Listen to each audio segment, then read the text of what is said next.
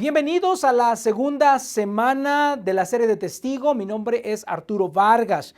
Me da mucho gusto poder recibirlos. Espero que ahí en tu grupo ya te hayan compartido la guía de discusión del mensaje del día de hoy. Tenemos cerca de 5 preguntas más otras preguntas dentro de las preguntas para un total aproximadamente de 10 preguntas y quiero animarte a que tomes el tiempo para contestar cada una de estas preguntas porque es ahí donde está lo rico, lo bueno del grupo pequeño. Date el tiempo para contestar esas preguntas. El día de hoy quiero hablar acerca de la segunda señal que el apóstol Juan nos dejó en el Evangelio. Ya miramos la semana pasada acerca de la primera señal cuando Jesús salva una boda y convierte el agua en vino. En este momento Jesús está en la región de Galilea y Jesús va a bajar, va a descender a Jerusalén. Y digo va a descender porque si tú ves el mapa de Israel, que está más o menos de esta forma, Galilea está en la parte de arriba, Jerusalén está en la parte del centro, eso tiene que bajar, tiene que realmente descender. Cuando Jesús iba a Jerusalén, todo el tiempo que Jesús llegó a Jerusalén, siempre hubieron algunos disturbios y Jesús hizo algunos milagros y obviamente iba diciendo algunas cosas bien drásticas que en verdad los discípulos no sabían si era algo bueno o malo que fuera a Jerusalén. A algunos les gustaba y otros no. Pero en esta ocasión, después de que Jesús salva la boda, llega Jesús a Jerusalén por causa de la Pascua y es aquel famoso incidente en el cual voltea las mesas de los mercaderes que estaban vendiendo cosas afuera del templo y tomando ventaja de la gente, y ahí realizó Jesús algunos otros milagros. El apóstol Juan inclusive nos dice en Juan capítulo 2 versículo 23 que dice: mientras estaba en Jerusalén durante la fiesta de la Pascua, muchos creyeron en su nombre al ver las señales que hacía. Juan nos recuerda para nosotros un principio que quiero que hablemos de este principio el día de hoy, que ver para creer. Si yo veo, yo creo. El apóstol Juan en este pasaje del versículo 23 dice que por el hecho de que muchos vieron, entonces también muchos creyeron. Jesús sale de Jerusalén, por lo menos un tiempo sale de Jerusalén, va a regresar más adelante, pero sale de Jerusalén, se encuentra con un hombre llamado Nicodemo, al cual le dice, tú necesitas volver a nacer. Aquel hombre no le comprende lo que le está diciendo. Jesús, así como pues supuestamente tú eres un hombre espiritual, tú deberías de tener las respuestas a lo que yo te estoy diciendo. También se encuentra Jesús con aquella mujer a la cual conocemos, la mujer samaritana. ¿Quién sabe cuál habrá sido su nombre? Tal vez llegando al cielo le preguntaremos quién fue la mujer samaritana, cuál era el nombre, porque en el mundo del cristianismo con los creyentes la conocemos como la mujer samaritana. Aquella mujer que sale a buscar agua y que Jesús le dice, tú sales todos los días a buscar agua, pero yo te voy a dar una agua que si la bebes no tendrás sed jamás. Aquella mujer tiene una plática con Jesús increíble, regresa a la región donde ella era de Sicar. Y cuando regresa a Sicar, la región donde ella era, les cuenta a todos el encuentro que tuvo con Jesús. Y por primera vez, por el testimonio de una persona, muchos de los que estaban ahí creyeron. Tal vez era como el avisarnos a nosotros de que algo iba a estar cambiando en ese sentido. La escritura dice que después de que habló con la mujer samaritana, en Juan capítulo 4, ahora ya estamos capítulo 4, en el versículo 46 dice, y volvió otra vez Jesús a Caná de Galilea, donde había convertido el agua en vino. Había allí un funcionario real cuyo hijo estaba enfermo en Capernaum. Recuerda, Jesús regresa al lugar donde había hecho su primer milagro, cuando convirtió el agua en vino y había salvado una boda. Aunque Jesús no había venido a salvar una boda, el hecho de que su mamá le dijo, tuvo que salvar la boda. Jesús realmente venía a salvar al mundo, pero bueno, salva la boda y ahora se encuentra con un funcionario. Dice la escritura que su hijo estaba enfermo, su hijo estaba moribundo, su hijo estaba muy mal. Es interesante y quiero hacer notar esto, que en este mismo lugar, en Caná de Galilea, primero salva una boda, un evento de celebración, de alegría, y ahora se va a encontrar con una tragedia, una gran pérdida. Jesús es capaz de tratar con los dos eventos, con estos dos contrastes tan increíbles de celebración y tal vez de dolor y de sufrimiento. Es bien interesante. Ahora, para continuar con este relato de lo que pasó en esta segunda señal que el apóstol Juan nos narra, el apóstol Juan nos da algunos datos muy interesantes. Dice la escritura que Jesús entonces una vez más regresó a Caná de Galilea y ahí se encontró un oficial, una persona oficial, un funcionario real, dice que venía de Capernaum y que su hijo estaba en Capernaum. Es decir, déjame darte un poquito de geografía para que podamos entender. Este funcionario viene de Capernaum, su hijo está enfermo en Capernaum y de Capernaum a la región de Caná de Galilea son aproximadamente unas 8 horas haciendo un viaje a pie. Si tú vas a caballo, sabiendo y entendiendo que ese es un funcionario real, entonces tal vez hizo unas 3 horas y media, 4 horas, no sé, todo depende si iba a caballo, si iban varios con él, una cosa así. Y muy probablemente, siendo que es un funcionario real, esta persona debería o pudo haber sido un saduceo. Y eso es muy importante, déjame decirte por qué. Lo que la mayoría de nosotros conocemos, conocemos a los fariseos. Los fariseos y los saduceos son como diferentes ramas del judaísmo. Los fariseos eran pues más espirituales. Ellos creían que Dios estaba envuelto en todas las áreas de la vida de la persona. Ellos también creían en la vida después de la muerte. Ellos eran muy estrictos siguiendo la ley. Esos eran los fariseos con los que Jesús tuvo un encuentro una y otra vez. Pero también Jesús habló con los saduceos varias ocasiones. Los saduceos eran más intelectuales, usaban un poquito más la razón. Ellos tenían su creencia de que ya Dios tenía todo planificado, ya estaba todo predeterminado, que no había razón de orar a Dios porque si algo iba a pasar porque ya estaba predeterminado por Dios.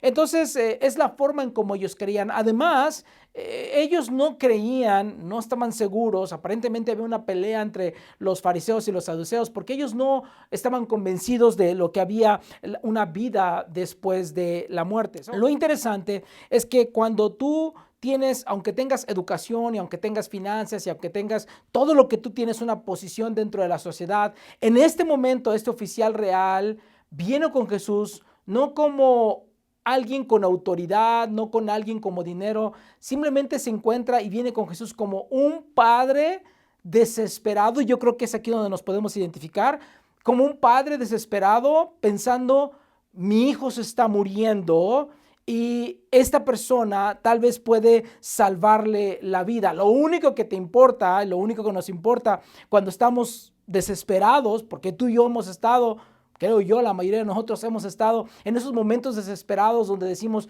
necesitamos una ayuda y qué me importa todo lo que yo tengo, qué me importa mi dignidad, qué me importa mi educación, qué me importa lo que yo creo, mi forma de creer o mi religión. Aquí lo que importa es que mi hijo se sane, mi ser querido se sane. Y esa es la posición en la que nos encontramos con este oficial real. La historia continúa en el versículo 47, dice así: cuando este hombre se enteró de que Jesús había llegado de Judá a Galilea, fue a su encuentro y le suplicó que bajara a sanar a su hijo, pues estaba a punto de morir. La escritura dice que este hombre se enteró de Jesús, es decir, había escuchado de Jesús. Había ciertos rumores ya en la región acerca de Jesús. Tal vez se pudo escuchar que Jesús había convertido el agua en vino, que Jesús estaba haciendo algunos milagros. Se empezaba a escuchar tal vez de algunas frases que él decía muy drásticas y que afirmaba ser una persona especial. Y no solamente afirmaba, pero lo demostraba con sus actos. Este hombre solamente había escuchado el rumor de lo que Jesús podría hacer. Dice que se enteró que estaba Jesús ahí y se olvidó a un lado de su dignidad y se olvidó a un lado de su educación y puso a un lado sus finanzas y su posición social y simplemente pensó, aquí lo único que importa es que tal vez este hombre pueda sanar a mi hijo, pueda salvar a mi hijo de una muerte.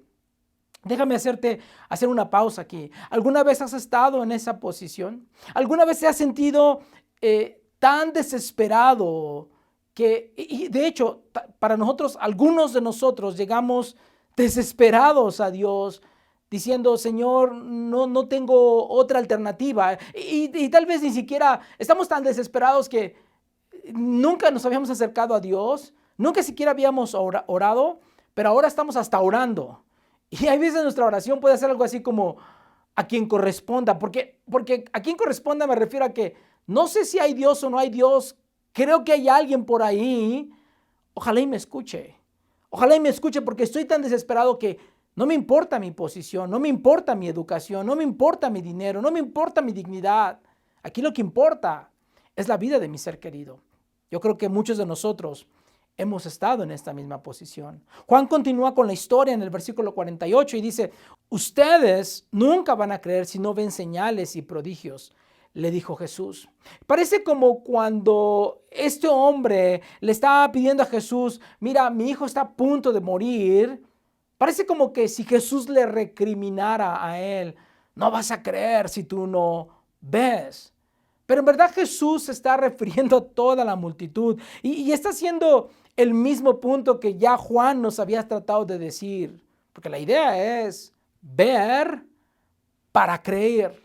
¿Sí? Si te das cuenta, Jesús no está esperando que tengas fe en la fe. Hay muchos creyentes que tienen más fe en la fe que fe en Dios. Jesús no está esperando que le crean a Él. Él era el predicador en ese momento. Él no está esperando que, bueno, pues a ver si este predicador con sus habilidades me puede convencer de creer. Jesús sabe muy bien que la gente regularmente cuando ve, es entonces que cree. Así lo sabe Jesús. Y entonces, cuando Jesús está diciéndoles a la gente, ustedes solamente para que puedan creer tienen que ver, aquel hombre tal vez desesperado porque su hijo se está muriendo, tal vez interrumpe a Jesús y le dice, Señor, versículo 49, Señor, rogó el funcionario, baja antes de que se muera mi hijo. Este hombre está desesperado. Y dice la escritura que le rogó. Ya no le importó lo que la gente pensaba de él. Hizo a un lado su dignidad. Estaba desesperado. Estaba desesperado porque sabía que su hijo se podía morir. Pero quiero que notes lo siguiente. Quiero que te des cuenta que este hombre tiene fe en Jesús. Tiene fe en Jesús. No lo conoce. Dice la escritura que él solamente escuchó. Pero cuando llega con Jesús, yo veo a este hombre y leo entre las líneas que el apóstol Juan nos dejó aquí, que este hombre en verdad tiene fe en Jesús, aunque no lo conocía. Solamente había escuchado rumores de quién era Jesús. Pero esos rumores fueron suficientes como para hacer el viaje de 3 horas, venir a encontrarse con Jesús y tratar de convencer al hombre que puede salvar la vida a mi hijo, tratar de convencerlo de que venga conmigo para que haga un milagro en casa y sane la vida de mi hijo. Este hombre tiene sus opciones. Si regreso con Jesús, mi hijo se sana. Si no regreso con Jesús, tal vez mi hijo se muere. Y Jesús en este momento le va a pedir a este hombre algo que Jesús ha estado pidiendo de nosotros por más de 2000 años. ¿Sabes lo que le va a pedir? Le va a pedir que crea solamente en base al testimonio de lo que otras personas han dicho. Solamente cree por el testimonio de personas. Mira lo que le dice Jesús. Jesús le dice, versículo 50, vuelve a tu casa, que tu hijo vive, le dijo Jesús. Vuelve a tu casa significa, no hables más conmigo, sigue adelante con tus quehaceres. No es que Jesús lo está corriendo, simplemente Jesús le está diciendo, entre tú y yo ya se arregló el asunto. Tú piensas que si yo no voy, tu hijo muere. Y tú piensas que yo tengo que ir para salvar a tu hijo, pero yo no voy a ir. Yo tengo una tercera opción. No voy y tu hijo se salva. Y yo creo que cuando Jesús le dijo, no voy, vete a tu casa, tal vez el funcionario le vino aquel pensamiento narco, vamos a secuestrarlo. llevémonoslo a la fuerza. Porque Jesús le dice, no voy a ir, no voy a ir. Pero aunque tú pensabas, si llevo a Jesús, se sana mi hijo, si no llevo a Jesús, mi hijo se muere. Bueno, yo te digo, no voy, pero tu hijo vive. Así es que no te preocupes ni vayas a la carrera, porque ya lo dije yo, tu hijo va a vivir, tu hijo vive. Y será que en ese momento el hombre tenía que tomar una decisión. ¿Le creo o no le creo a Jesús? ¿Le creo a Jesús o no le creo? Y eso ha sido lo que a ti y a mí nos han enseñado por mucho tiempo. Nos han dicho, pon en manos de Jesús a tu familia, a tus hijos, tu salud, tus finanzas, tus relaciones. Pon todas estas cosas en base, solamente confía en base a los testimonios. Porque no hemos visto para creer. Simplemente tenemos, y Dios demanda de nosotros, ten confianza. Confianza cuando contesto las oraciones, diría Jesús, y cuando no contesto las oraciones. Y en ese momento, tal vez tú y yo nos quedamos pensando, ¿qué voy a hacer? ¿Cuál es la decisión que yo voy a tomar? Pero hagamos una pausa. Tú y yo hemos conocido personas que a pesar de, lo voy a repetir, a pesar de, siguen creyendo. A pesar de que un familiar falleció. A pesar de que tiene una enfermedad incurable, a pesar de que han estado orando por peticiones por años y Dios no las ha contestado, a pesar de que tienen problemas en casa, a pesar de que el marido se fue de la casa, a pesar de que la esposa se fue de la casa, a pesar de que los hijos se fueron de la casa, a pesar de, ellos siguen creyendo. Y eso es algo simplemente sorprendente. Habrá ocasiones en las cuales ellos tal vez dudan de, ¿será que Dios está conmigo? Pero después se levantan, se sacuden del polvo y siguen creyendo. Y esas personas nos inspiran y nos sorprenden, porque a pesar de, sin ver, ellos siguen de todas maneras creyendo. Y pensando un poquito más, si tú eres creyente, si tú eres un seguidor de Cristo, después nos tenemos que preguntar, ¿alguien se dará cuenta de lo que está pasando en mi vida? ¿Alguien se dará cuenta de las oraciones no contestadas, de las enfermedades, de las limitaciones? ¿Alguien se dará cuenta de lo que está pasando conmigo? No. Y luego todavía nos han dicho en la iglesia que si sembramos algún día cosecharemos. Pero en verdad, ¿tú sabes cuántas personas van a venir a los pies de Dios en base al testimonio de tu vida, de tu sacrificio, de tu servicio? ¿Tú sabes? En los próximos semanas o en los próximos meses o en los próximos años, ¿tú sabes cuántas personas vendrán a los pies de Cristo por tu testimonio? No, tampoco. No lo sabes. No sabes si alguien te está observando, como tampoco no sabes cuántas personas vendrán por base a tu testimonio. No sabes el fruto que tendrá tu vida. Amada familia, lo que este hombre está viviendo es el resumen de nuestras vidas. Este oficial, como nosotros, debemos de tomar una decisión. ¿Creemos o no creemos en Jesús? Y la decisión que tomemos tiene implicaciones tremendas. Puede cambiar nuestras vidas. El hecho de creerle a Jesús o no creerle a Jesús. La historia, en la segunda parte del verso 50, Jesús, después de que le dijo, vuelve a tu casa, dice la escritura que el hombre creyó lo que Jesús le dijo y se fue. El oficial, aquel hombre, dejó a Jesús. El hombre que puede salvar la vida de mi hijo, simplemente le confió, creyó en él. Y lo interesante es que dice que el hombre creyó en Jesús y se fue de regreso a su casa. Se fue simplemente de regreso a su casa. Es decir, este hombre se comportó, escúchame, se comportó como si lo que Jesús está diciendo es verdad. Si lo que Jesús está diciendo es verdad, diríamos en el mundo cristiano, este hombre caminó en fe. Tú has escuchado esa expresión, caminar en fe y no por vista, andar en fe y no por vista. ¿Tú lo entiendes? Algunos de nosotros hemos escuchado esa expresión. Pero déjame terminar con la historia. Versículo 51 dice que cuando se dirigía a su casa, sus siervos salieron a su encuentro y le dieron la noticia de que su hijo estaba vivo. Versículo 52, cuando les preguntó a qué hora había comenzado su hijo a sentirse mejor, le contestaron, ayer a la 1 de la tarde se le quitó la fiebre. Entonces el padre se dio cuenta de que precisamente a esa hora Jesús le había dicho, tu hijo vive. Así que creyó él con toda su familia.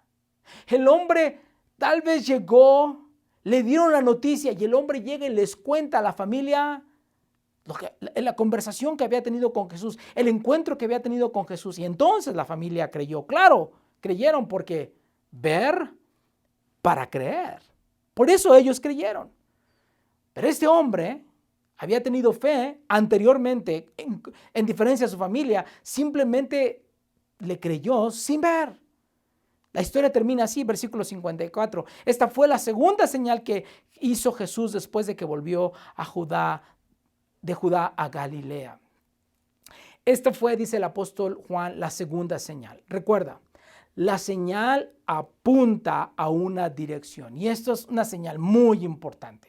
¿A dónde está apuntando esta señal? Esta señal está apuntando en la dirección de caminar por fe y no por vista. Caminar por fe no significa caminar con esperanza. Tampoco significa tener pensamientos positivos y buena onda. Caminar por fe significa que yo sé que Jesús ha perdonado mis pecados y que no tengo que estarle confesando mis pecados una y otra vez, porque creo que Jesús realmente perdonó mis pecados. Caminar por fe significa que si Jesús contesta o no contesta mi oración, no dudo de su amor porque sé que Dios me ama a mí. Caminar por fe significa que yo puedo vivir confiando en que Jesús va a sostener mi vida en cualquier momento y en cualquier situación. Caminar por fe significa que asisto a la congregación y a la iglesia. ¿Por qué? Porque sé que en ese lugar Dios está tratando conmigo y enseñándome a amar a otras personas. Caminar con fe, caminar por la fe, significa que nosotros damos nuestras ofrendas y nuestros diezmos porque creemos que Jesús tiene cuidado de nosotros. Este hombre caminó en fe. Este hombre es un ejemplo para nosotros. Es la señal.